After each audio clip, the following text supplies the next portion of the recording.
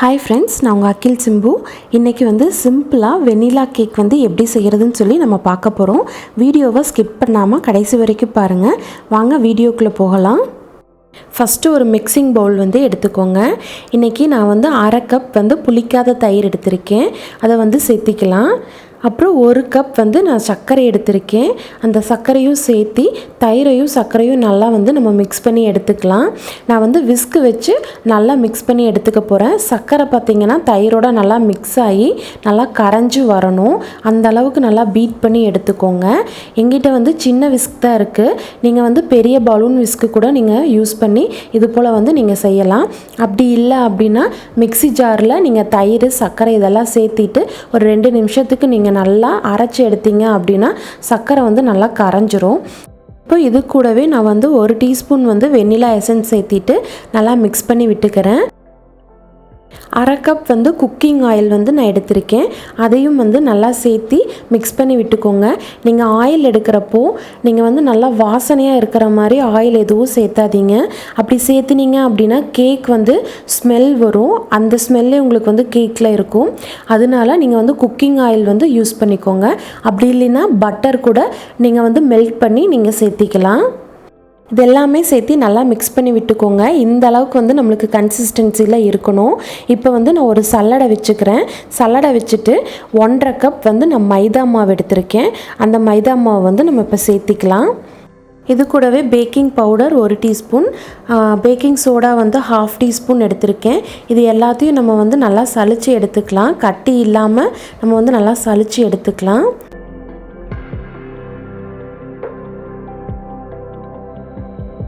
இந்த அளவுக்கு நல்லா சலிச்சு எடுத்துக்கோங்க. இப்போ நம்ம இந்த கேக் மிக்ஸ் நல்லா மிக்ஸ் பண்ணி எடுத்துக்கலாம். நீங்கள் ஒரு சைடாக இருந்து நல்லா மிக்ஸ் பண்ணி எடுங்க. அப்போ தான் கேக் கெட்டியாக இல்லாமல் நல்லா சாஃப்டாக வரும். நான் இன்றைக்கி 3/4 கப் பால் காய்ச்சி ஆற வச்சு எடுத்திருக்கேன். அந்த பாலையும் சேர்த்தி நம்ம மிக்ஸ் பண்ணி எடுத்துக்கலாம்.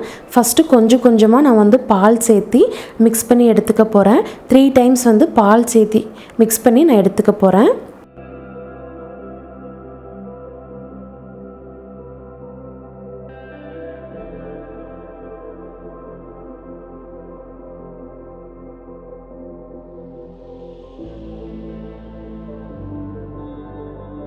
இந்த அளவுக்கு நல்லா மாவு மிக்ஸ் பண்ணி எடுத்துக்கோங்க. இதுதான் கரெக்டான கன்சிஸ்டன்சி.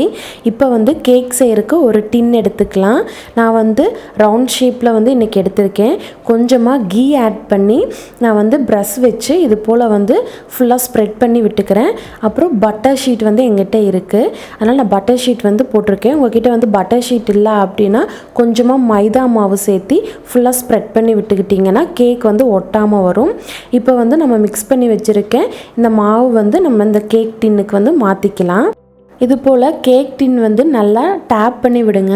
அப்போ தான் உள்ளே நம்மளுக்கு காற்று போயிருந்தாலோ அது கரெக்டாக மாவு போய் அந்த இடத்துல நம்மளுக்கு செட் ஆகும். நம்ம கடாய் ப்ரீ ஹீட் பண்ணி எடுத்துக்கலாம். நான் ஒரு 10 நிமிஷம் மீடியம் ஃப்ளேமில் ப்ரீ ஹீட் பண்ணி எடுத்துக்கிட்டேன். இந்த கடாயில் பார்த்தீங்கன்னா நான் ஒரு ஸ்டாண்டு வச்சு நான் கேக் டின் வச்சுருக்கேன். உங்கள்கிட்ட ஸ்டாண்ட் இல்லை அப்படின்னா நீங்கள் பிளேட் கூட கவுத்தி போட்டு நீங்கள் வேக வச்சு எடுத்துக்கலாம். இப்போ கேக் வேகிறதுக்கு பார்த்தீங்கன்னா கரெக்டாக 40 to 45 மினிட்ஸ் ஆகும். லோ ஃப்ளேமில் வேக வச்சு எடுத்துக்கோங்க. இப்போ 45 மினிட்ஸ் ஆயிடுச்சு. கேக் வெந்துருச்சான்னு சொல்லி நம்ம பார்க்கலாம். அதுக்கு இது போல் நான் டூத் பிக் வச்சு நான் செக் பண்ணி பார்த்தேன். கேக் ஒட்டாமல் நம்மளுக்கு வந்திருக்குது. இப்போ ஸ்டவ் ஆஃப் பண்ணிக்கலாம். கேக் நல்லா ஆறணும். கேக் ஆறுறதுக்கு ஒரு 1/2 hour பக்கம் ஆகும். அதுக்கப்புறம் இது போல் கத்தி வச்சு நீங்கள் ஃபுல்லாக சைடெல்லாம் எடுத்து விட்டு ஒரு பிளேட் வச்சு நீங்கள் அப்படியே கேக் நம்ம எடுத்துக்கலாம். கேக் பார்த்திங்கன்னா நல்லா ஒட்டாமல் வந்திருக்கு. நான் பட்டர் ஷீட் யூஸ் பண்ணியிருக்கேன். நீங்கள் பட்டர் ஷீட் யூஸ் பண்ணாமல் நீங்கள் மைதா மாவு கூட நீங்கள் போட்டு ஸ்ப்ரெட் பண்ணிங்க அப்படின்னா கேக் ஒட்டாமல் வரும். கேக் பார்த்திங்கன்னா நல்லா பார்க்கவே ஸ்பாஞ்சியாக இருக்குது. எந்த அளவுக்கு வெந்திருக்குன்னு நீங்களே பாருங்கள். இப்போ நம்ம கேக் கட் பண்ணி எடுத்துக்கலாம்.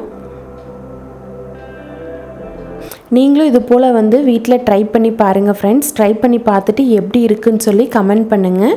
உங்களுக்கு எங்கள் சேனல் பிடிச்சிருந்ததுன்னா லைக் பண்ணுங்கள், ஷேர் பண்ணுங்கள், சப்ஸ்கிரைப் பண்ணுங்கள். மறக்காமல் பெல் ஐக்கானை கிளிக் பண்ணுங்கள். தேங்க்யூ.